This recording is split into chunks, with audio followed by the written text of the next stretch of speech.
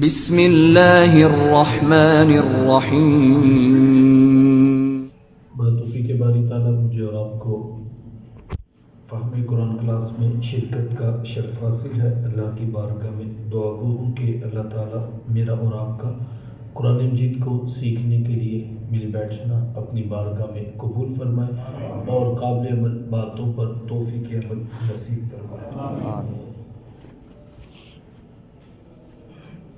سورۃ القیامہ آج کی اس نشست میں آپ کے سامنے مختصر تشریحات کے ساتھ بیان کرنا چاہوں گا، اگرچہ کہ خیال یہ تھا کہ سورۃ المدثر کی تلاوت مکمل کی جائے، لیکن وہ چونکہ مضمون کافی طویل تھا اور اس کے لیے وقت زیادہ درکار تھا، تو خیال ہے کہ ہم اپنے مقررہ وقت میں ہی اپنی نشست کو سمیٹ لینے کی کوشش کریں گے، اس دعا کے ساتھ کہ اللہ تعالیٰ قرآن مجید کا حقیقی فہم اور نور ہمیں نصیب فرمائے۔ سورۃ القیامہ چونکہ مکی صورت ہے اور لفظ قیامہ قیامت سے جو اس کی نام کی نسبت ہے وہی بتا رہی ہے کہ وقوع قیامت کا منظرنامہ اس میں بیان کیا گیا ہے۔ ہمارے بنیادی عقائد عقیدہ توحید، عقیدہ رسالت اور عقیدہ آخرت ہے۔ عقیدہ توحید یہ ہے کہ اللہ تعالیٰ کی ذات وحدہ لا شریک ہے، اس کی ذات و صفات میں کوئی کسی معنی میں شریک نہیں ہے۔ عقیدہ رسالت یہ ہے کہ 1,24,000 کم و بیش انبیاء و رسول انسانیت کی ہدایت کے لیے اللہ تعالیٰ کی طرف سے مبعوث ہوئے اور اس سلسلہ نور کا آغاز حضرت آدم علیہ السلام سے ہوا اور اس کی آخری کڑی میرے اور آپ کے آقا و مولا حضور ختمی المرتبت صلی اللہ علیہ وآلہ وسلم ہے۔ اب رہتی دنیا تک میرے حضور کی ذات اور ان کی بات ہی حجت ہے اور قول فیصل ہے۔ تیسرا عقیدہ عقیدہ آخرت ہے کہ ایک مخصوص وقت گزار لینے کے بعد بالآخر موت ہے اور پھر قبر اور پھر حشر کا میدان لگے گا، ہر شخص کو دوبارہ کھڑا کر کے حساب و کتاب کا معاملہ شروع ہوگا اور جزا و سزا کا وہ دن وقوع پذیر ہوگا۔ جہاں تک عقیدہ توحید اور عقیدہ رسالت کا تعلق ہے تو آپ جانتے ہیں کہ کفار مکہ مطلقاً اس کے انکاری نہیں تھے۔ وہ یہ نہیں کہتے تھے کہ اللہ کی ذات موجود نہیں ہے، بلکہ وہ یہ جانتے تھے کہ زمین و آسمان کا خالق اللہ ہے۔ خود قرآن مجید نے کہا کہ محبوب ان سے آپ پوچھئے کہ زمین و آسمان کا مالک کون ہے، تو یہ بھی کہیں گے کہ زمین و آسمان کا مالک اللہ ہی ہے۔ تو پھر مشرک کیسے ہوئے؟ تو کہا کہ وہ ساتھ میں بتوں کو بھی شریک مانتے تھے۔ اسی طرح عقیدہ رسالت اس کے لیے بھی وہ مطلقاً رسالت کے منکر نہیں تھے، یعنی وہ یہ نہیں کہتے تھے کہ نبی اور رسول ہوتے ہی نہیں ہیں، بلکہ وہ جانتے تھے کہ مختلف ادوار میں انسانیت کی ہدایت کے لیے مختلف انبیاء کرام تشریف لائے ہیں، یہاں تک کہ حضرت ابراہیم علیہ السلام، حضرت موسیٰ علیہ السلام، حضرت لوط علیہ السلام، حضرت داؤد علیہ السلام مختلف انبیاء کے ناموں سے اور ان کی شخصیات سے بھی وہ واقفیت رکھتے تھے۔ تو پھر عقیدہ رسالت کے منکر کیسے ہوئے؟ تو نفس رسالت کے وہ منکر نہیں تھے، بلکہ رسالت کی جو نسبت حضور علیہ السلام کے ساتھ ہے اس کا وہ انکار کرتے تھے۔ وہ یہ نہیں کہتے تھے کہ نبی اور رسول ہوتا ہی نہیں، بلکہ وہ کہتے ہیں لست مرسلا، ہم آپ کو رسول نہیں مانتے، تو لہٰذا وہ رسالت کے بھی منکر کہلائے۔ لیکن عقیدہ آخرت اس کا وہ ڈٹ کر انکار کرتے تھے، اس کا کسی طرح کا کوئی مفہوم وہ اپنے ذہن میں ماننے کو آمادہ نہیں تھے، اور وہ یہ اعتراض کرتے تھے کہ یہ کیسے ہو سکتا ہے کہ جب انسان مر کے منو مٹی کے نیچے چلا جائے گا اور ہڈیاں بھی گل سڑ جائیں گی اور ریزہ ریزہ ہو کے بکھر جائے گی، پھر ان ہڈیوں کو کون دوبارہ زندہ کرے گا؟ تو اس سوال کو جو مکی صورتیں ہیں ان میں بالخصوص قرآن مجید نے انٹرٹین کیا اور ان کے اعتراضات کے مختلف انداز میں جواب دیے، اور سورۃ القیامہ کا آغاز بھی اسی اعتراض اور اسی کے جواب میں ہے، اور یہی مضمون سورہ یاسین کے اندر بھی آپ کے حافظے میں ہوگا یقیناً کہ جب نضر بن حارث نامی شخص کسی پرانے قبرستان سے ایک ہڈی اٹھا لایا اور وہ حضور علیہ السلام کے سامنے اس ہڈی کو توڑتا تو اس کے ریزے نیچے گرتے، تو وہ استہزاء کرتے ہوئے، تمسخر کرتے ہوئے کہتا کہ ان ہڈیوں کو کون زندہ کرے جبکہ یہ گل سڑ گئی ہیں اور یہ بوسیدہ ہو گئی۔ تو سورہ یاسین میں اللہ تعالیٰ نے اس مضمون کو بیان کیا کہ وَضَرَبَ لَنَا مَثَلًا وَنَسِيَ خَلْقَهُ، وہ آ کے کہانی سنا رہا ہے ہمیں، وَنَسِيَ خَلْقَهُ، جو اپنی تخلیق بھول گیا، یعنی اسی میں جواب دے دیا کہ اعتراض وہ کرے گا، بات وہ کرے گا، سوال اس کے ذہن میں آ رہا ہے وَنَسِيَ خَلْقَهُ، جو اپنی تخلیق ہی بھول گیا اور کہتے ہیں میں یحیی العظام وہی رمیم، ان ہڈیوں کو کون زندہ کرے گا جبکہ یہ بوسیدہ ہو چکی ہیں۔ تو درمیان میں سوال بعد میں رکھا، پہلے کا وَنَسِيَ خَلْقَهُ کا مسئلہ یہ ہے، یہ جو اعتراض بن گیا ہے اس کے ذہن میں، تو مسئلہ یہ تخلیق بھول گئی۔ محبوب اگر تخلیق کی طرف اس کی توجہ ہوتی تو یہ کبھی اعتراض کرتا ہی نہ، لیکن چونکہ اب تیری دہلیز پہ آیا ہے تو جواب تو دیا جائے گا۔ تو کہا مسئلہ یہ ہے کہ یہ تخلیق بھولا ہوا ہے، تو اس کو ذرا یاد کروا دیجئے کہ کل آپ فرما دیجئے، سوال ہے کہ ان ہڈیوں کو کون زندہ کرے گا، وہی رمیم، جبکہ یہ گل سڑ چکی ہے۔ کل محبوب آپ فرما دیجئے یحیی الذی انشأها اول مرہ، ان ہڈیوں کو وہی زندہ کرے گا جس نے پہلے پیدا کیا تھا۔ اب تو ہڈیاں موجود ہیں، جب ہڈیاں بھی نہیں تھی تو ہڈیاں کہاں سے آئی تھی؟ پانی کی نحیف سی، کمزور سی، گدری سی بوند، اور اس کا بھی کوئی کروڑواں حصہ جس نے اس کو رحم مادر میں اتنی سونی صورت میں اور اتنی خوبصورت شکل عطا کی ہے، کیا وہ اس بات پہ قادر نہیں ہے کہ دوبارہ ہڈیوں کو زندہ کر دے؟ تو اس کے لیے ہڈیوں کو جوڑنا اور دوبارہ سے اس انسان کو کھڑا کرنا کون سی مشکل بات ہے؟ تو کہا یہ مسئلہ اس کا یہ ہے کہ یہ بھول گیا اپنی تخلیق کو، اور اگر اپنی تخلیق اس کو یاد ہوتی تو یہ اعتراض، یہ سوال بنتا ہی نہیں تھا۔ اور وہاں پر تو ہڈیوں کا سوال کا جواب دیا، اور یہاں پر جب قسمیں اٹھائیں تو دو قسمیں اٹھائیں اور پھر آگے جواب دیا، کہا لا اقسم بیوم القیامہ، قیامت کے دن کی قسم، ولا اقسم بالنفس اللوامہ، نفس لوامہ کی قسم۔ نفس لوامہ کیا ہے؟ آپ جانتے ہیں انسان کا نفس ہے، نفس امارہ ہے، نفس لوامہ ہے، یہ دو طرح کے نفس ہیں جو انسان کے اندر موجود ہیں۔ نفس امارہ وہ جیسے سورہ یوسف کے اندر وما ابرئ نفسی ان النفس لامارۃ بالسوء، کہ بے شک نفس امارہ ہے وہ تو برائی کی طرف ہی جو ہے توجہ دیتا ہے، اس کی طرف ابھارتا ہے، اس کا حکم دیتا ہے۔ تو جب انسان گناہ کر لیتا ہے، برائی کر گزرتا ہے اور بدی کا ارتکاب کر لیتا ہے تو پھر کیا ہوتا ہے کہ کچھ دیر کی لذت تو اس کو حاصل ہوتی ہے، دھوکہ دیا، فراڈ کیا، فریب کیا، تو جو دولت حاصل کی، جو خیانت کی، اس کے بعد کچھ حاصل ہوا تو وقتی طور پہ وہ لذت ضرور ملتی ہے، لیکن تھوڑی دیر کے بعد وہ لذت گناہ جب ختم ہوتی ہے تو پھر اس کا دل اداس ہو جاتا ہے، اس کے اندر سے ضمیر سے آواز آنے لگتی ہے کہ تم نے زیادتی کی ہے، تمہیں ایسے نہیں کرنا چاہیے۔ تو یہ جو اندر سے ضمیر کی آواز ہے جو ملامت کرتی ہے اس کو نفس لوامہ کہتے ہیں۔ ذرا دیکھیے نا،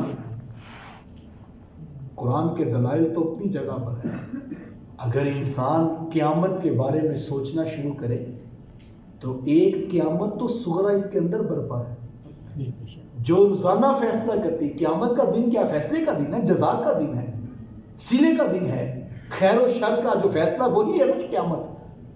تو ابھی اس نے گناہ کیا اور اس گناہ کے کرنے کے بعد باہر سے نہیں، اس کے اندر سے ایک ملامت ہوتی ہے، اس کا نفس لوامہ اس کو مخاطب کرتا ہے، تو نے غلط کیا ہے۔ حضرات صوفیاء نے کہا یہ جو نفس لوامہ ہے یہ رحمان کی آواز ہے، جس نے پیدا کیا وہ خود بتا رہا تم نے غلط کیا، اور اس کے لیے کوئی الگ سے سابقے لاہ کے جوڑنے کی ضرورت، اندر سے آواز آتی ہے۔ یہ صرف ہڈیوں کا اور گوشت پوشت کا انسان نہیں ہے، جس رب نے اس کو پیدا کیا ہے، کہا قرآن نہ بھی نازل ہوتا تو اس نے ہدایت اس کے اندر رکھی ہے، جو چیخ چیخ کے پکارتا ہے اور کہتا ہے تو غلط کر رہا ہے، تو غلط کر رہا ہے۔ یہ جو اندر سے آواز آتی ہے، گھنٹیاں بجتی ہیں، اس کو سننے کی کوشش کرو۔ تو اللہ تعالیٰ نے قیامت کی قسم اٹھائی، اور وہ جو ضمیر کی آواز ہے، سادہ لفظوں میں کہوں نفس لوامہ وہ ضمیر کی آواز ہے جو ملامت کرتا ہے، اس کی بھی قسم اٹھائی، کیونکہ اسی نے تو جگا کے رکھنا تھا اس کو، لیکن اس نے اس کی بات بھی نہیں سنی، تو کہا اس نفس لوامہ کی بھی قسم جو قیامت تمہارے اندر ہر لمحہ برپا ہے، وہ جو چیختی کہ تمہیں بلا رہا ہے، اس کی بھی قسم۔ اَيَحْسَبُ الْإِنسَانُ أَن لَّن نَّجْمَعَ عِظَامَهُ، کیا یہ انسان گمان کر بیٹھا ہے کہ اس کی ہڈیوں کو دوبارہ جمع نہیں کیا جا سکتا؟ یہ خیال کر بیٹھا ہے کہ ہڈیوں کو ہرگز جمع نہیں کیا جائے گا؟ تو آگے جواب آنا چاہیے نا کہ ہم ہڈیوں کو دوبارہ جمع کر دیں۔ سورہ یاسین میں یہی جواب ہے کہ ان ہڈیوں کو وہی زندہ کرے گا جس نے پہلے پیدا کیا تھا۔ تو یہاں بھی کہنا چاہیے یہ انسان گمان کر بیٹھا کہ اس کی ہڈیوں کو دوبارہ جمع نہیں کیا جا سکتا، ہرگز جمع نہیں کیا جائے گا۔ تو یہ سوال ہے، اس کا یہ خیال ہے، اس کا یہ اعتراض ہے کہ اس کی ہڈیوں کو دوبارہ نہیں جمع کیا جا سکے گا۔ تو جواب یہ آنا چاہیے تھا نا کہ ہم اس کی ہڈیاں جمع کر دیں، لیکن جواب اس سے آگے آیا، بلا قادرین علی ان نسوی بنانا، کہا یہ ہڈیوں کا خیال کرتا ہے، ہم تو اس کی انگلیوں کے پور پور بھی سیدھے کر دیں، اس کے انگلیوں کے پور پور جوڑ جوڑ بالکل اس طرح ہوں گے جس طرح پہلے پیدا کیا۔ اور آج انسان کی سائنس کی تحقیقات یہ بتاتی ہیں کہ زمین پر پہلے انسان سے لے کر آج تک اور آج سے لے کر قیامت تک کروڑوں اربوں خربوں انسان پیدا ہوتے ہیں، تو کسی ایک کے بھی فنگر پرنٹس کسی دوسرے سے میچ نہیں کرتے۔ یہ سوال اور یہ کہانی تو اب ختم ہوگی۔ دور جدید کے اندر آپ ایک فنگر پرنٹ لگا وہ کہتا ہے نہیں یہ اس شخص کا نہیں ہے، وہ اسکین نہیں کرتا، لیکن ایسے انگل لگتی ہے تو سارا بایو ڈیٹا باہر آ جاتا ہے۔ وہ کوئی شخص امریکہ میں ہو یا چائنا میں ہو یا پاکستان میں بیٹھا ہو، سارا ریکارڈ سامنے آ جاتا ہے۔ اس دور میں تو اس حقیقت کا کوئی انکار کر ہی نہیں سکتا۔ ویسے میں کہتا ہوں ذرا اس خالق کی کرشمہ سازیاں دیکھیے، 1 انچ جگہ ہے لیکن اس کے اوپر کھربوں ڈیزائن بن رہے ہیں، کوئی ایک دوسرے سے ملتا ہی نہیں، سارے مختلف ہیں۔ تو کہا یہ ڈیزائن ہے، اس کے اوپر کس نے بنائے ہیں؟ جس نے پیدا کیا ہے اس کے لیے مشکل نہیں ہے کہ تمہیں دوبارہ کھڑا کرے۔ تو کہا کہ یہ ہڈیوں کا تصور کرتے ہیں، ہم تو اس کی انگلیوں کے پور پور بھی سیدھے کر کے رکھ دیں گے۔ بلا، بلا کے اندر جو مد ہے اوپر، اور پھر قادرین کے اوپر جو کھڑی ہے، ذرا دیکھیے کیسا قادر مطلق اعلان ہے۔ اللہ اکبر، بلا قادرین علی ان نسوی بنانا، کہا یہ سوچ رہا ہے ہڈیاں بھی جمع نہیں ہوں گی، ہم تو اس بات پہ قادر ہیں کہ اس کی انگلیوں کے پور پور بھی سیدھے کر دیں گے۔ صاحبہ یہ دن آنے والا ہے اور اس دن ہر شے تشت آزبام ہوگی۔ سورہ یاسین کے اندر ہی اس مضمون کو بیان کیا، الیوم نختم علی افواہہم وتکلمنا ایدیہم وتشہد ارجلہم بما کانوا یکسبون، کہا کل قیامت کے دن کیا ہوگا؟ نختم علی افواہہم، ہم ان کے منہوں پہ مہر لگا دیں گے، وتکلمنا ایدیہم، تو پھر بات چیت کیسے ہوگی؟ کلام کیسے؟ کہا ان کے ہاتھ ہمارے ساتھ باتیں کریں، وارجلہم بما کانوا یکسبون، اور پاؤں بول کے بتائیں گے جو کرتوت وہ کرتے تھے۔ یہ پاؤں انسان حیرت میں ڈوب جائے گا نا کہ یہ عزائب بدنیاں تو میرے ہیں، ان کو ساری زندگی کھلایا میں نے، پلایا میں نے، حفاظت میں نے کی، آج یہ میرے خلاف گواہی دے رہے۔ بول کے بتائیں گے ہمارے ساتھ رشوت لی گئی، یہ بول بول کے بتائیں گے سودی کاروبار پہ دستخط کیے گئے، کس طرح دھوکہ دیا گیا، خیانت کی گئی، ایک ایک عضو بدن بول پڑے گا۔ تو کہا کہ وہ دن آنے والا ہے اور ہم قادر ہیں کہ ہم اس کی انگلیوں کے پور پور بھی سیدھے کر دیں گے، لیکن اس کا مسئلہ کیا ہے؟ بل یرید الانسان لیفجر امامہ، یہ انسان تو اس ضمیر کے سامنے بھی گناہ کرتا جا رہا ہے۔ امامہ کے 2 مفہوم علماء نے، ایک تو کہا کہ یہ آئندہ بھی گناہ کرتا ہے، اس کے اندر سے ملامت کی آواز آتی ہے لیکن یہ اس کو سنتا ہی، اور دوسرا مفہوم علماء نے کہا کہ یہ اس نفس لوامہ کے سامنے بھی گناہ کرتا ہے۔ اس کا مسئلہ یہ ہے، اس کو لت ایسی پڑ گئی گناہ کی، وہ اندر کی آواز سنتا ہی نہیں۔ اللہ اکبر، جو رحمان کی رحمتوں کی آواز ہے اس کو سنائی نہیں دیتی، اور یہ گناہ پہ گناہ، گناہ پہ گناہ، گناہ پہ گناہ کیے جاتے ہیں۔ اس کا مسئلہ یہ ہے، یہ گناہوں پہ آمادہ ہو چکا ہے اور اس کو کسی کی کو پرواہ نہیں۔ یسأل ایان یوم القیامہ، اور بطور استہزاء، بطور ٹھٹھا، بطور مذاق یہ کہتا ہے وہ قیامت کب آئے گی؟ صحابہ سے جو ہے وہ مذاق کیا کرتے، جب صحابہ گزر رہے ہوتے گلی میں، کہتے ہیں قیامت کا بانی ہے تم لوگ، تو کہتے ہیں قیامت ابھی تک تو نہیں ہے. تو کہا یہ اس کا مسئلہ یہ ہے، ایک تو یہ گناہ پہ ہم آتا ہے اور اپنے ضمیر کے سامنے گناہ پہ گناہ کیے جا رہے ہیں. یسأل ایان یوم القیامہ، پوچھتا ہے ازراہ تمسخر کی قیامت کب آئے گی. اللہ اکبر. کہا کہ انتظار کرو. فَإِذَا بَرِقَ الْبَصَرُ، آنکھیں خیرہ ہو جائیں گی. وَخَسَفَ الْقَمَرُ، چاند بے نور ہو جائے گا. وَجُمِعَ الشَّمْسُ، سورج اور چاند، وَجُمِعَ الشَّمْسُ وَالْقَمَرُ، سورج اور چاند ملا دیے جائیں گے. آج یہ پوچھ رہا ہے کہ قیامت کب آئے گی، کب آئے گی قیامت، لیکن جب چاند بے نور ہوگا، سورج اور چاند ملا دیے جائیں گے، پھر اس کی کیا کیفیت ہوگی؟ یقول الانسان یومئذ این المفر، پھر یہ کہے گا بھاگنے کا کوئی رستہ بتا دو. آج تو مذاق کرتا ہے، آج تو ٹھٹا کرتا ہے، آج تو تمسخر کرتا ہے، یہ جہاں بٹھا گیا کس نے ٹھکاؤ دیکھی جائے گی. لیکن کل جب جھٹکا قیامت کا آئے گا کہ این المفر، بھاگنے کا کوئی رستہ بتاؤ، کہیں سے میں نکل جاؤں، میں زمین کو چیر کے آگے نکل جاؤں یا آسمان پھاڑ کے اوپر چل. کہا نہیں، کلا لا وزر، اللہ اکبر، کوئی پناہ نہیں، کوئی بھاگنے کی جگہ نہیں. ساری زندگی تو بھاگتا رہا، لیکن اب وہ دن آ گیا، یہ کہے گا این المفر. پہلے کہتا تھا ایان یوم القیامہ، قیامت کب آئے گی. جب قیامت آئے گی کہا اس کی حالت یہ ہوگی، کہے گا این المفر، بھاگنے کی جگہ، فرار ہونے کی جگہ کون سی ہے؟ کلا لا وزر، اللہ کی طرف سے آواز آئے گی آج کوئی بھاگنے کی جگہ نہیں، آج کوئی جائے پناہ نہیں. الی ربک یومئذ المستقر، ایک ہی ٹھکانہ اور سب کو اللہ کے حضور جمع ہوتا ہے اور دوڑ لگی ہوگی. قرآن کی سورۃ الفجر اٹھائیں.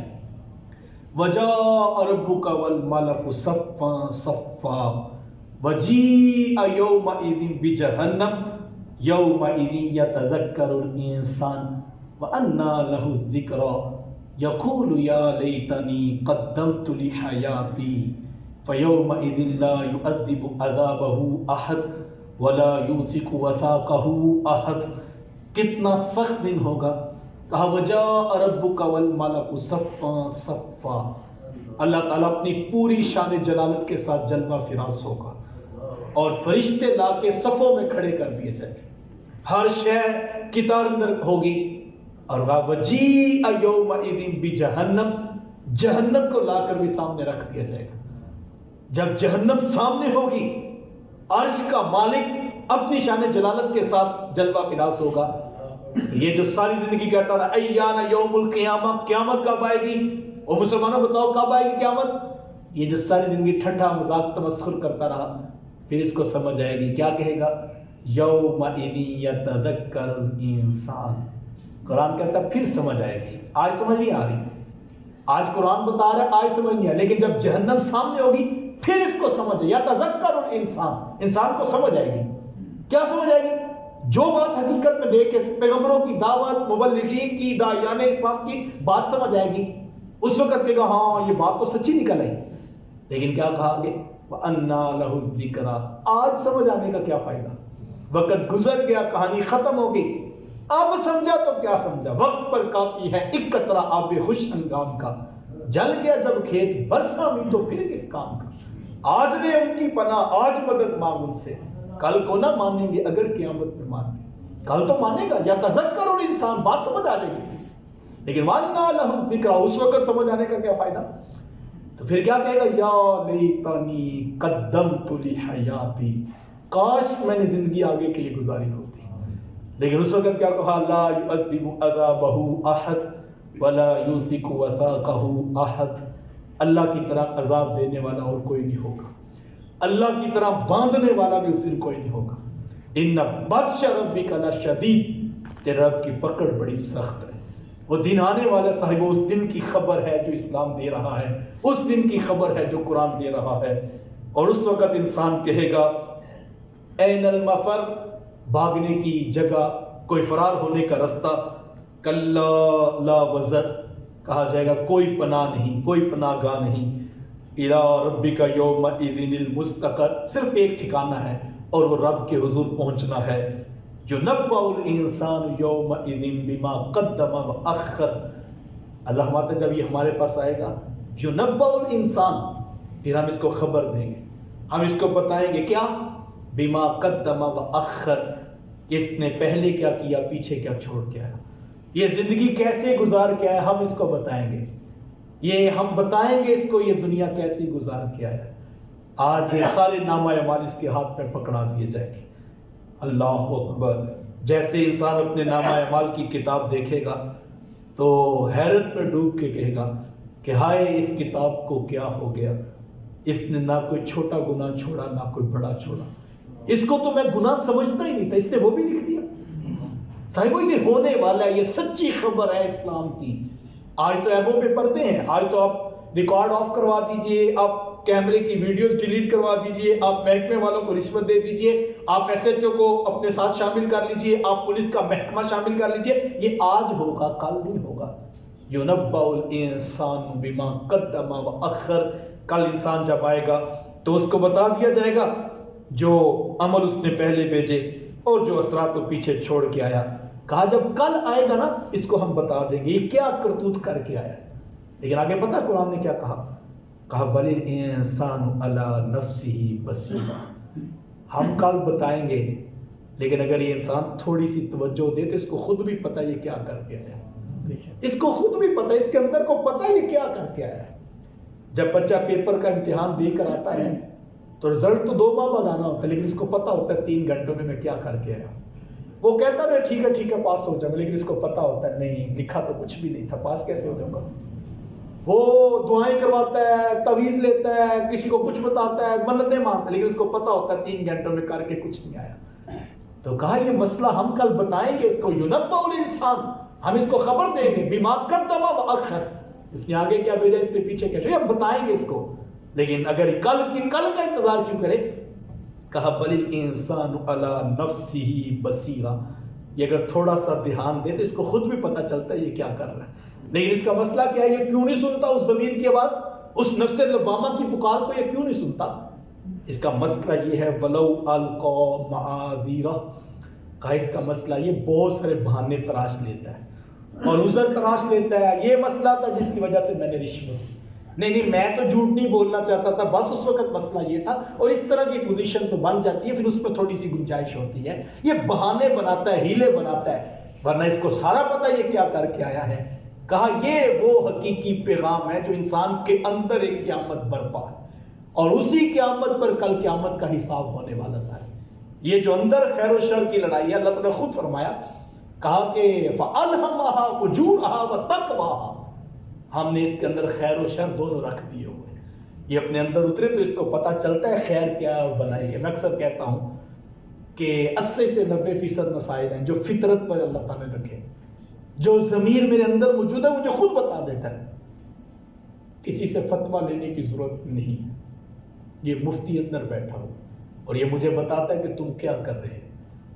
10 سے 15% مسائل ہیں جو آپ کو علماء کرام سے، مفتیان کرام سے پوچھنا پڑے، لیکن یہ کس کو نہیں پتا کہ دیوار گھر کی رکھتے وقت ہمسائے کے 2 انچ دبا لینا یہ گناہ ہوتا ہے۔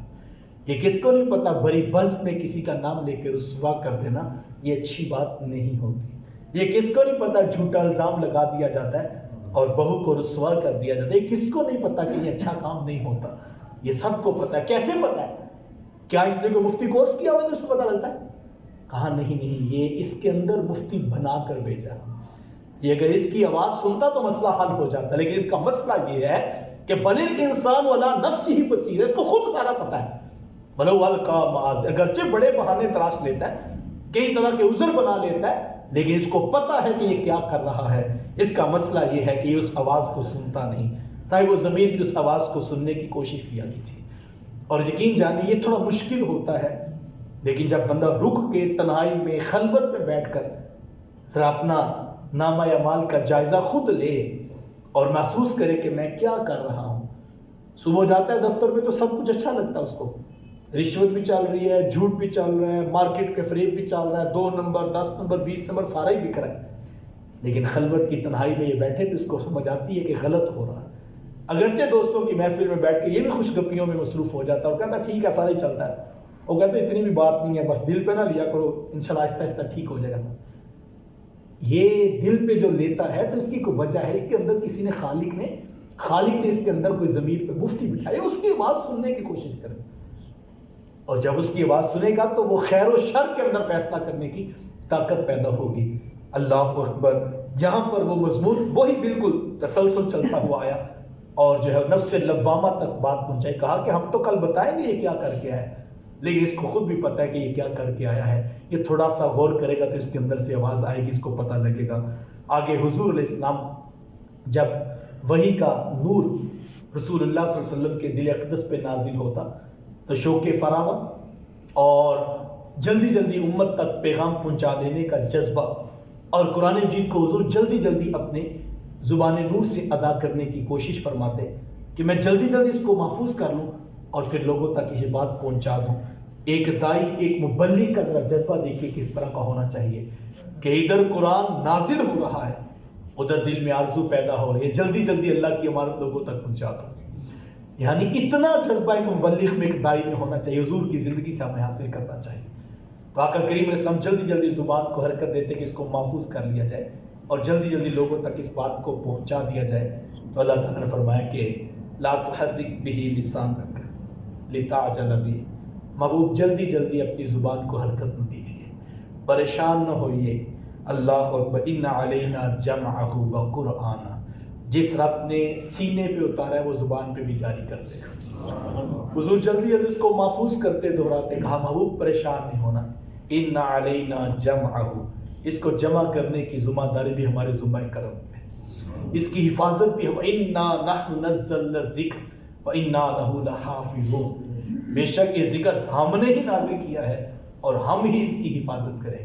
تو محبوب علیہ السلام کے دل کو تسلی دی، کہا محبوب جلدی جلدی زبان کو آپ تحرک نہ دیجئے، ان علینا جمعہ، اس کو جمع کرنا یہ ہمارے ذمہ کرم ہے، اس کو آپ کے سینے پر جمع کرو، قرآن اور اس کا پڑھانا بھی، اس کی قرات، اس کا پڑھانا یہ بھی ہمارے ذمہ کرم پہ ہے۔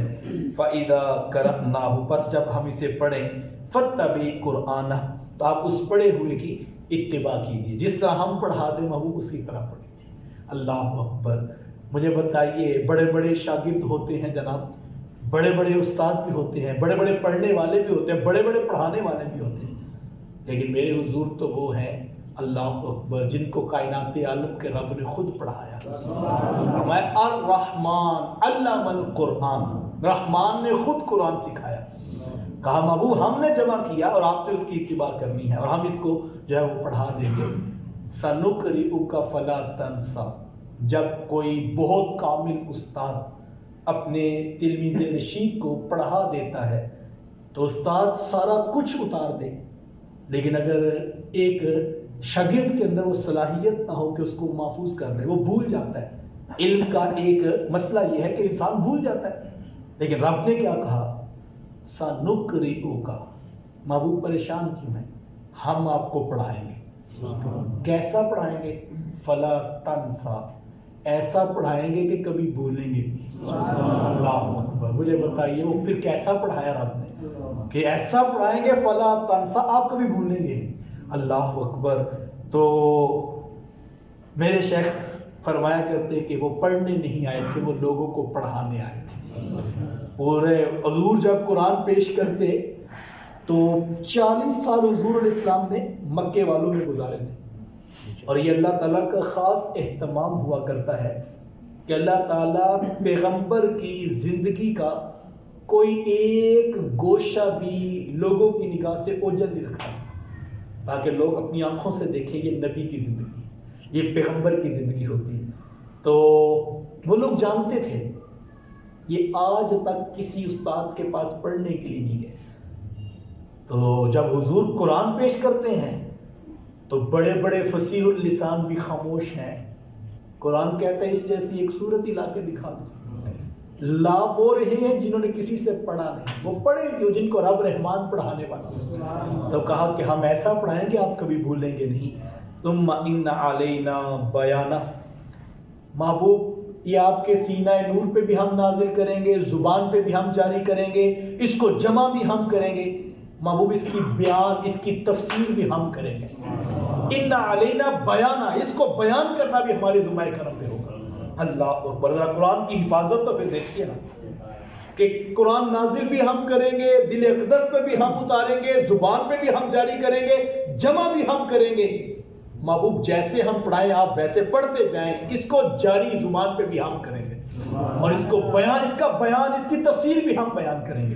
اللہ اکبر، اس کو کھول کھول کر ہم بیان کر دیں گے۔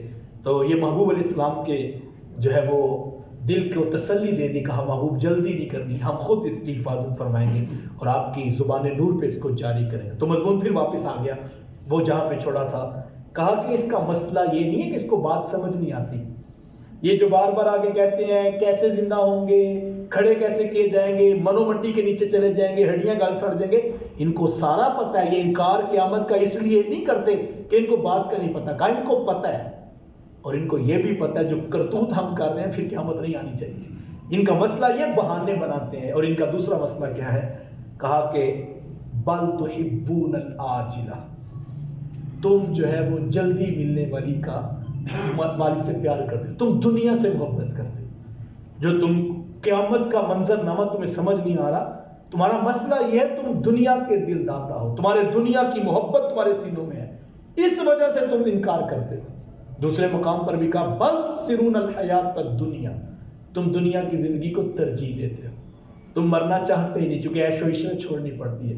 امام غزالی علیہ رحمہ نے لکھا ہے کہ کوئی سینہ ایسا نہیں جس میں موت کا خوف نہ ہو، ہر شخص کے سینے میں موت کا ڈر موجود ہے، بہت بڑا پہلوان ہو، طاقتور بھی ہو، لیکن موت کا نام سن کر، جنازے کی کیفیت دیکھ کر تو ایک بار انسان کا جو ہے وہ دل گھبرا جاتا ہے۔ کوئی کہے میرے سینے میں کوئی موت کا ڈر نہیں، ایسا نہیں، ہر شخص کے سینے میں موت کا کھٹکا موجود ہے، خوف سینے میں موجود ہے، یار جب مروں گا تو منو مٹی کے نیچے جاؤں گا کیا ہوگا، یار ایک کمرے میں انسان کبھی تنہائی میں ہو، واش روم کا دروازہ کسی وجہ سے لاک ہو جائے، جبکہ پتہ ہوتا ہے اہل خانہ باہر موجود ہے، تو گھنٹے ڈیڑھ بعد بہت دانا بینا شخص بھی ہو تو دل گھٹنے لگتا ہے کہ اگر نہ دروازہ کھلا کوئی مسئلہ بن گیا تو کیا ہوگا۔ تو کہا کہ موت کا کھٹکا ہر شخص کے سینے میں موجود ہے، لیکن امام غزالی فرماتے ہیں 3 طرح کا ڈر ہے جو لوگوں کے سینے میں موجود ہے۔ فرماتے ہیں ایک شخص موت سے اس لیے ڈرتا ہے کہ اگر مجھے اچانک موت آ گئی تو میری زندگی کی ساری عیش و عشرت ختم ہو جائے گی، ابھی تو جوانی ہے، ابھی تو دوستیاں بنی ہیں، کاروبار سیٹ ہوا ہے، ابھی تو میں نے انجوائمنٹ کرنی ہے، لطف اندوز ہونا ہے، نعمتیں ملی ہیں۔ تو فرماتے ہیں جب اتنا کچھ سامنے ہوتا ہے پھر اچانک موت کا خیال آتا ہے تو انسان گھبرا جاتا ہے۔ فرماتے ہیں کہ یہ ڈرنا کوئی ڈرنا نہیں، کیوں؟ اس ڈر کے نتیجے میں بندہ جلدی جلدی لذت دنیا حاصل کرنا چاہتا، اب یہ بھی لطف لے لو، یہ بھی لے لو، وہ کہتا ہے جب 25 سال تو عمر ہوئی اب نہیں جئیں گے تو کب جئیں گے؟ تو کہا یہ ڈر ہے لیکن جلدی جلدی لطف لینا چاہتا ہے۔ فرماتے یہ ڈرنا کوئی ڈرنا نہیں۔ فرماتے ایک شخص موت سے اس لیے ڈرتا ہے اگر مجھے اچانک موت آ گئی تو میرے چھوٹے بچوں کا کیا بنے گا، وہ تو در بدر کی خاک چھانیں گے، لوگوں کے دھکوں کے لیے رہ جائیں گے، اور میرے بوڑھے ماں باپ کا کیا ہوگا، میں اکیلا کفیل ہوں، گھر کا نظام میں چلاتا ہوں، اگر اچانک مجھے موت آ گئی گھر کا نظام کیسے چلے گا؟ بندے کو موت کا ڈر ہے لیکن ساتھ میں یہ کھٹکا لگا، یہ کیسے چلے گا؟ آپ فرماتے کہ یہ ڈرنا بھی کوئی ڈرنا نہیں، کیوں؟ اس لیے کہ اس ڈر کے نتیجے میں بھی بندہ جلدی جلدی کوشش کرتا ہے بچوں کے لیے کوئی اثاثہ جات بنا دو، کوئی پلاٹ خرید کے چھوڑ دو، کوئی پلازا بنا دو، کوئی دکان چھوڑ دو تاکہ میرے بعد ان کا بھی نظام چلتا رہے۔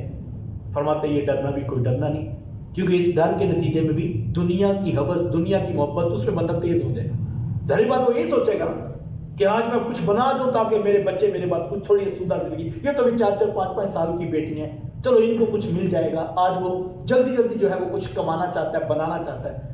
فرماتے یہ ڈرنا بھی کوئی ڈرنا نہیں۔ فرماتے تیسرا ڈرنا حقیقی ڈرنا ہے، ایک بندہ مومن موت سے اس لیے ڈرتا ہے اگر اچانک موت آ گئی تو میرے پلڑے میں کون سا عمل ہے جو لے کر رب کی دہلیز پہ حاضر ہوگا۔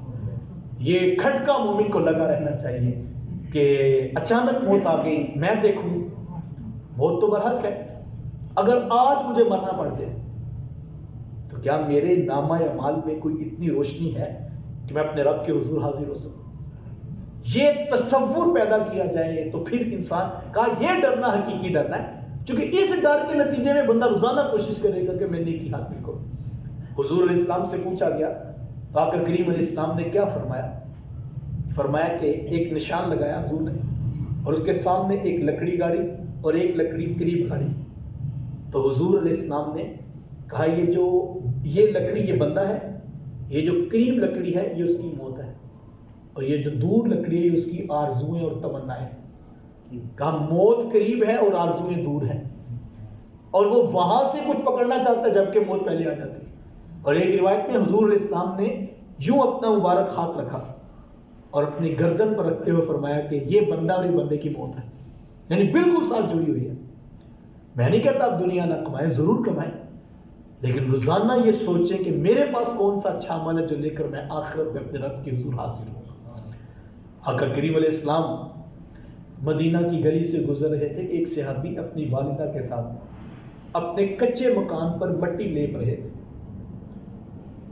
کہیں سے ٹوٹ گیا ہوگا تو حضور علیہ السلام نے فرمایا کہ کیا کر رہے ہو؟ تو عرض کی کہ حضور مکان کچا تھا، یہ مرمت ہونے والا، تو ہم مٹی کے ساتھ اس کو پکا کر رہے ہیں. تو حضور علیہ السلام حدیث کا مفہوم ہے، حضور فرمایا کہ صاحب موت تو اس سے بھی زیادہ قریب ہے. مٹی کے مکان کی دیوار کو لیپ کر مضبوط کیا جا رہا، پلازا نہیں 7 منزلہ تعمیر کیا جا رہا، ڈیفینس کے پلاٹوں کی جو ہے وہ فائدے نہیں خریدی جاتے. کیا کیا جا رہا تھا؟ ایک مٹی کا گھر، اس کی ایک دیوار، ماں بیٹا مل کے مٹی سے اس کو پختہ کرتے دیوار. فرمایا موت تو اس سے بھی زیادہ ہے، مکان پکا کر رہے ہو، موت کے بارے میں بھی خیال رکھنا. اللہ میں دیکھوں، میں نہیں کہتا مکان نہ بنائیں، پلاٹ نہ خریدیں، گھر نہ ضرور بنائیں، لیکن روزانہ شام کو بستر پہ سوچیں اگر آج موت آ گئی تو پھر کیا ہوگا. وَلْتَنْظُرْ نَفْسٌ مَا قَدَّمَتْ لِغَدٍ. کہا کہ ہر جان یہ دیکھے کہ اس نے آنے والے کل کے لیے آگے کیا بھیجا. اللہ اکبر. مجھے آپ کو سوچنا پڑے گا، یہ وہ سوال ہے جو مجھے اور آپ کو نیکی کی طرف لائے گا. بہت سارے لوگ کہتے ہیں میں نیکی کرنا چاہتا ہوں، ہوتی نہیں. یہ تصور جس کا مضبوط ہے نا، روزانہ مضبوط ہے، ہر لمحہ مضبوط ہے. وہ خیانت میں لاکھوں روپے بھی اس کے سامنے پڑے ہوں، اس کو پتا ہے میں نے مرنا ہے. لیکن جس کو مرنا بھول گیا اور وہ بل تحبون العاجلہ، وہ دنیا کی محبت میں گرفتار ہے، بس مال مال مال. حضور علیہ السلام کی حدیث کا مفہوم ہے، فرمایا بندہ ساری زندگی کہتا ہے میرا مال میرا مال میرا مال. کہا اس کا مال وہ تو نہیں جو اس نے کمایا، اس کا وہ ہے جو اس نے کھا کے ہضم کر دیا، یا پہن کر پرانا کر دیا، یا راہ خدا میں اس نے صدقہ کر کے آگے پہنچا دیا. پہن کے پرانا کر دیا، کھا کے ہضم کر دیا، یا پھر آگے راہ خدا میں صدقہ کر دیا. کہا جو پیچھے بچا وہ اس کا تو نہیں، وہ تو اس کے وارثوں کا ہے. وہ تو کفن بھی میلا نہیں ہونے دیتے، وہ تو مٹی بھی قبر کی خشک نہیں ہونے دیتے کہ تقسیمات کے جھگڑے شروع ہو جاتے ہیں. بلکہ اب تو جدید دور ہے، پہلے اے ٹی ایم کارڈ نکالے جاتے ہیں، بینک کی چیک بکس اٹھائی جاتی ہیں، ادھر باپ کی لاش پڑی ہوتی ہے، ہاسپٹل سے فون آ، ایک کو کہتے تو ادھر جا میں ذرا باقی چیزیں دیکھ لوں. راڈو گھڑی اتار لی جاتی ہے، ماں کی بالیاں اتار لی. ویسے ان کو ڈر لگتا ہے، غسل دیتے، وہ کاری سب کو بلائیں گے ہم، لیکن یہ حقیقت ہے. وہ جو ایک لمحہ بھی ہمارے بغیر نہیں گزارتے تھے، جن کے لیے ہم نے زندگی کھپا دی. صبح کاروبار، دوپہر کاروبار، دھوپ میں کاروبار، بارش میں کاروبار، دن کو کاروبار، رات کو کاروبار، ان کا کچھ بن جائے. صاحب وہ تو 3 مٹھیاں مٹی کی ڈالنے کے بعد پلٹ کر آنے کے لیے بھی آمادہ. بڑی تلخ حقیقتیں ہیں اس عنوان پر. اس حقیقت کو قبول کیجیے، یہ ہونے والا ہے. مجھے کسی نے بتائی بات، کروڑوں پتی ارب پتی باپ، لیکن جب انتقال ہو گیا اپنی زندگی میں بہت کچھ بانٹ گیا، سارے اولاد کو ان کے حصے دے، لیکن پھر بھی باپ کے پاس جب مرا تو 20-25 کروڑ روپیہ ابھی باقی تھا. بتانے والا بتاتا ہے تو کہتے کہ ایک عالم نے کال کی اور کہا کہ وہ بابا جی کا ہمارے ساتھ بھی تعلق تھا، تو اگر آپ ایڈریس بھیج دیں تو ہم فاتح شریف کے لیے آنا چاہتے ہیں. تو بیٹا کہتا کہ حضرت 2-4 دن نکال لیجیے ابھی تو ہم آپ کو انوائٹ کریں گے. کہا بیٹا میں گزر رہا ہوں تو میرا خیال تھا کہ فاتحہ کے لیے آ جاؤ. کہا سر میں وہ رجسٹریوں کی ڈاکومنٹیشن ہو رہی ہے تو سب ادھر مصروف ہیں، تو آپ 2-4 دن بعد آ جائیے گا. بڑی تلخ حقیقت ہے صاحب. وہ رجسٹریاں جو آج پتہ نہیں ناجائز جائز حلال حرام، ان کے پاس فاتحہ کی دعا کا وقت نہیں. کہتے کمپیوٹرائزڈ ہو جائے، بات پکی ہو جائے، پھر اگلی بات کریں گے کہ فاتحہ کس نے پڑھنی ہے، کس نے آنا ہے ہمارے گھر. ابھی یہ مسئلہ بنا ہوا ہے. ہم بہت مصروف ہیں، ہم بہت مصروف ہیں. کون مصروف ہو گیا آج جناب؟ وہ جن کے لیے آپ نے ساری زندگی کھپا دی، وہ جن کا آپ کو بہت زیادہ خیال تھا، وہ آج جنازے کی صف میں بس ایک رسم پوری کر رہے ہیں اور جلدی جلدی کے لوگ چلے جائیں اور ہم بیٹھ کے جو ہے وہ حساب کتاب کر لیں۔ بڑی تلخ حقیقت ہے۔ قرآن نے جہاں پر کہا کہ جہنم سے بچو تو صرف ایک بات کہی، سب سے پہلے قوا انفسکم، اپنے آپ کو بچاؤ۔ یہ نہیں کہا اپنے بیٹے کو بچاؤ، یہ نہیں کہا کہ اپنی بیوی کو بچاؤ، یہ نہیں کہا ماں باپ کا خیال کرو، بہن بھائیوں کا، محلے والوں کا، رشتہ داروں کا۔ قوا انفسکم، اپنے آپ کو بچاؤ۔ اس کے بعد واہلیکم، اپنے گھر والوں کو۔ اقبال نے کہا تھا میرا نہیں بنتا تو نہ بن، اپنا تو بن۔ قبر میں اور کوئی نہیں اترے گا ساتھ مجھے، بل جئتمونا کما خلقناکم فرادا، کما بالک جئتمونا کما خلقناکم فرادا۔ اللہ تعالیٰ فرماتا ہے جب تم کل آؤ گے نا، ہم سب کا الگ الگ حساب لیں گے۔ حساب الگ الگ ہونا صحیح، جو میں نے کمایا برتا میری اولاد نے، اس کا حساب میں نے اکیلے میں دینا ہے۔ بڑی تلخ حقیقت ہے۔ بچہ ماں کے پیٹ میں 120 دن کا ہوتا ہے، اس کا رزق لکھ دیتے آ جاتا ہے۔ میری کوشش ہونی چاہیے حلال سے میں ان کے لیے کچھ چھوڑ جاؤں۔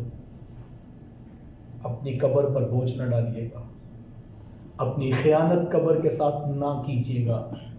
جہنم اور جنت دنیا سے انسان خرید کے لے کر جاتا ہے۔ ایک حدیث کا مفہوم ہے، بندہ سارا دن گھومتا ہے، کوئی جنت کے پھول لے کر آتا ہے اور کوئی جہنم کے انگارے خرید کر آتا ہے۔ کہا جہنم اور جنت ہم یہاں سے اکٹھی کر کے لے کر جاتے ہیں۔ تو میں آپ کو دعوت فکر دیتا ہوں، یہ قرآن مجید کا مضمون ہے۔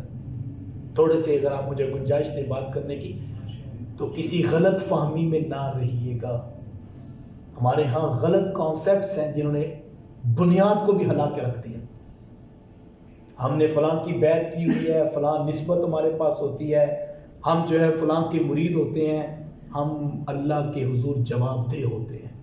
یہ بنیادی سوال ہے۔ اس پیر نے بھی سوال کا جواب دینا ہے، مرید نے بھی سوال کا جواب دینا ہے۔ یہ طاقت کسی کو دنیا میں کسی کے پاس، یہ صرف پیغمبر کی ذات کا خاصہ ہے جن کو 100% تیقن کے ساتھ اختیار عطا کیا گیا۔ اس سے نیچے حسن گمان ہے، کسی کے پاس کوئی اتھارٹی نہیں۔ وہ دنیا میں بیٹھ کے کہتا پھرے کہ میں بخشوا لوں گا، یہ دھوکہ ہے، یہ جھوٹ ہے، غلط فہمی ہے کسی کی۔ یہ کسی کے پاس اختیار دنیا میں نہیں ہے۔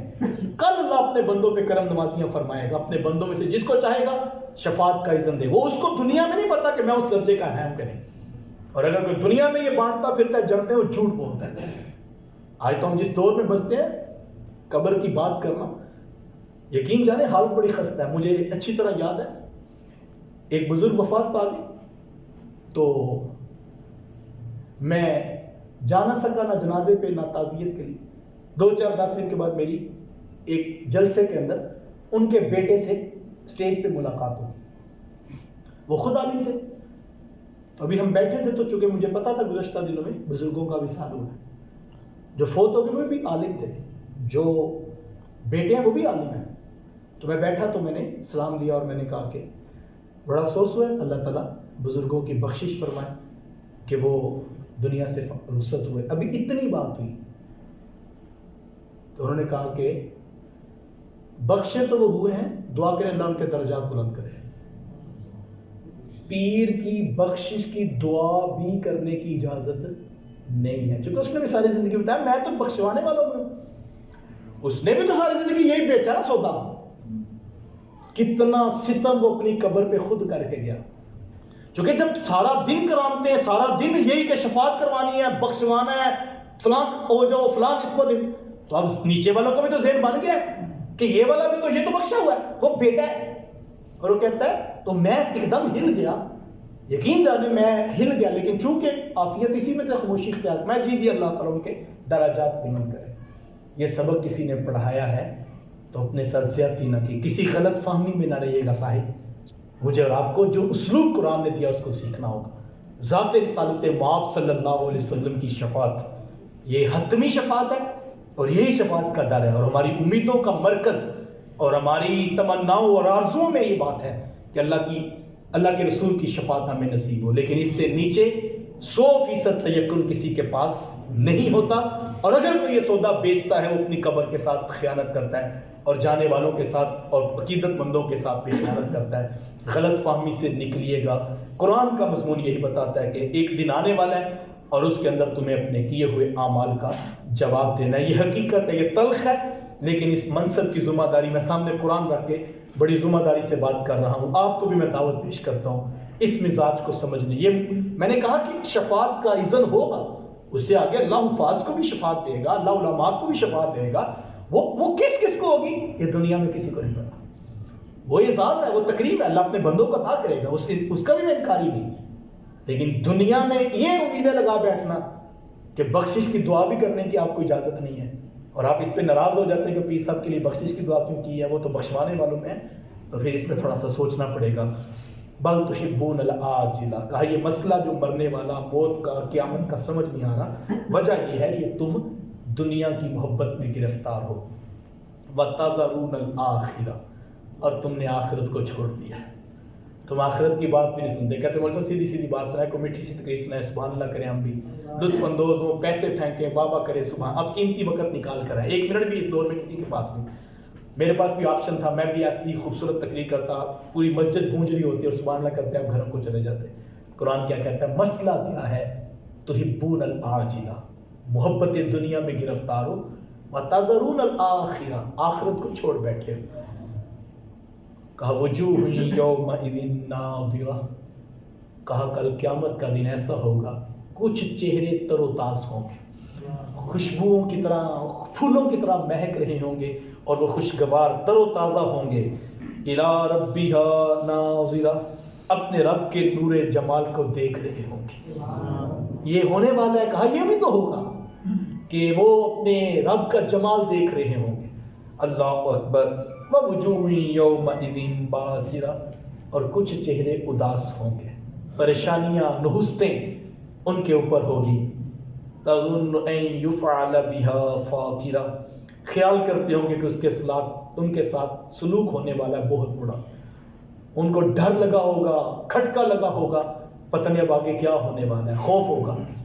جنہوں نے امتحان میں تیاری نہ کی ہو، پرچے اچھے نہ دیے ہوں، رزلٹ والے دن ان کی حالت دیکھی جاتی ہے، اور جو پورے محنت کے ساتھ جو ہے وہ پرچہ حل کر کے، وہ تو انتظار کر رہے تھے کب پہلا نمبر آئے کب دوسرا آئے، ان کو تو انتظار ہوتا ہے، شوق فراواں لیے وہ پہلے آ کے بیٹھے ہوتے، ان کو پتا ہوتا محنت کر کے آئے۔ تو کہا کچھ چہرے کل اداس ہوں گے اور کچھ چہرے کل خوشگوار ہوں گے۔ اللہ اکبر۔ کہا یہ ہونے والا ہے وہ قیامت آنے والی۔ کلا، اب آگے پھر موت کا منظرنامہ۔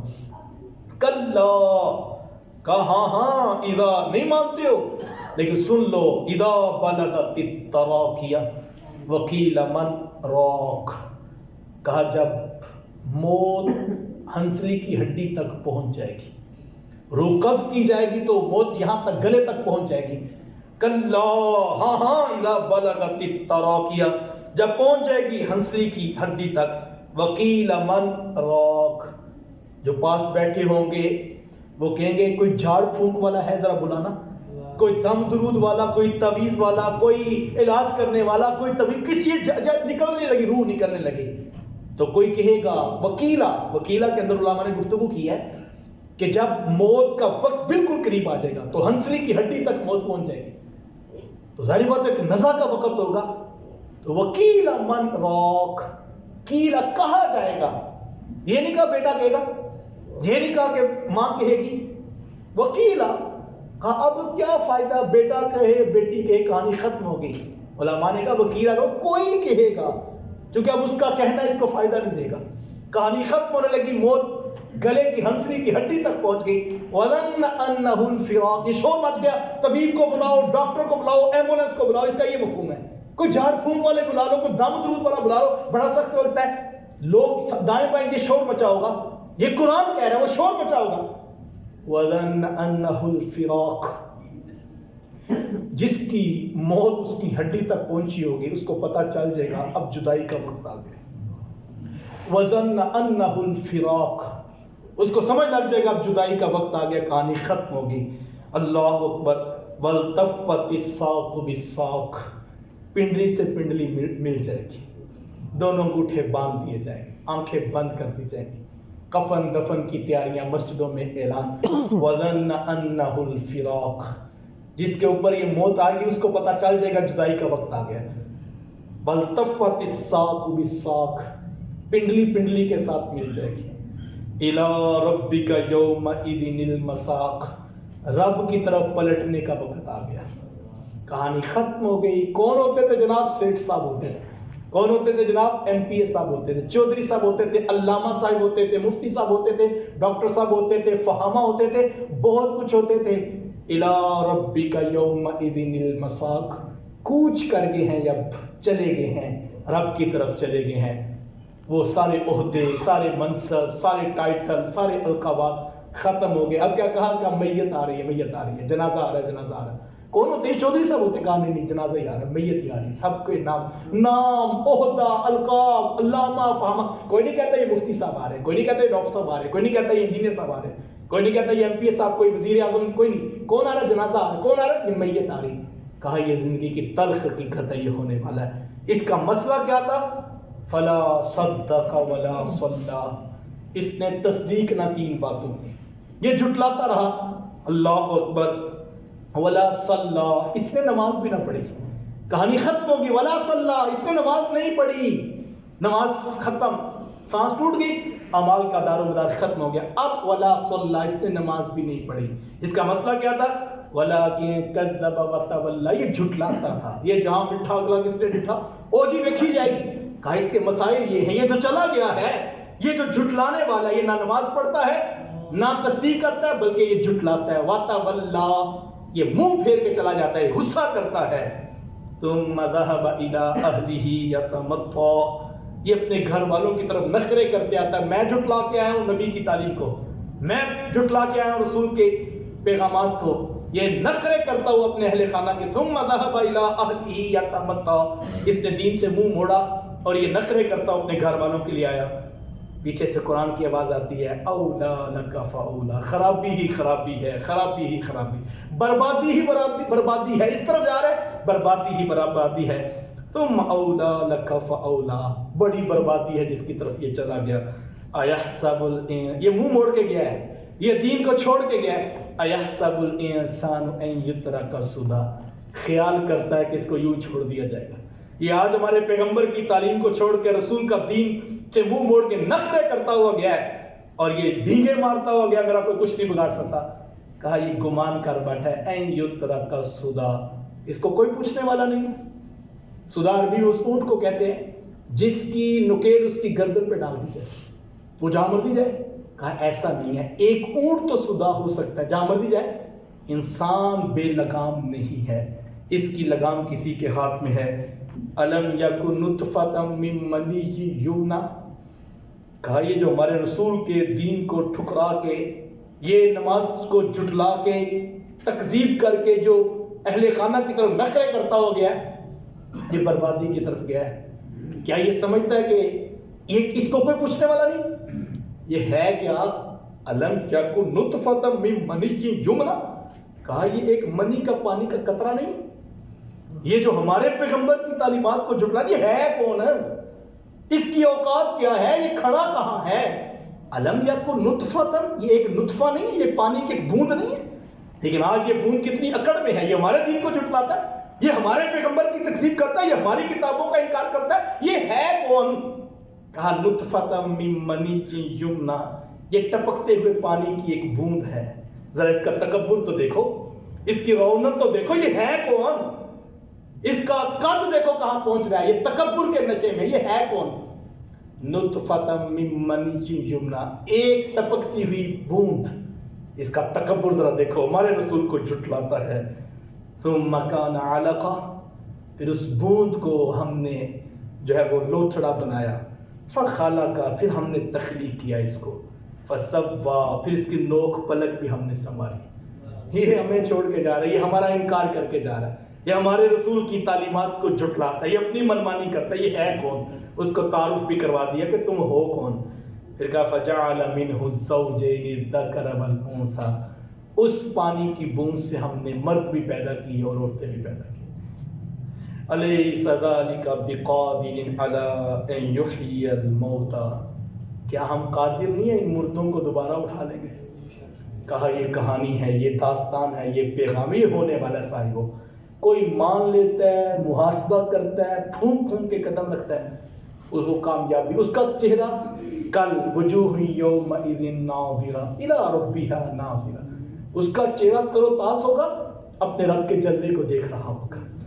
اور اگر یہ جھٹلاتا ہے تو پھر کیا ہوگا؟ وجوہ یومئذ باسرہ تظن ان یفعل بها فاقرہ، تو پھر اس کا چہرہ اداس ہوگا. یہ داستان ہے صاحبو، یہ پیغام ہے قرآن کا. پورا قرآن اس دعوت کا نام ہے. قرآن بار بار مختلف انداز سے ہمیں یہ پیغام دے رہا ہے کہ وقت سمٹ رہا ہے اور تم موت کی طرف دھکیلے جا رہے ہو. مجھے اور آپ کو یہاں پر تیاری کے لیے اتارا گیا ہے. میں اور آپ اپنی آخرت کی تیاری میں جتنے مصروف عمل ہوں گے اس قدر کل آخرت میں بہار اور جنت کی فضا اور جنت کی نعمتیں ہمیں نصیب ہوں گی.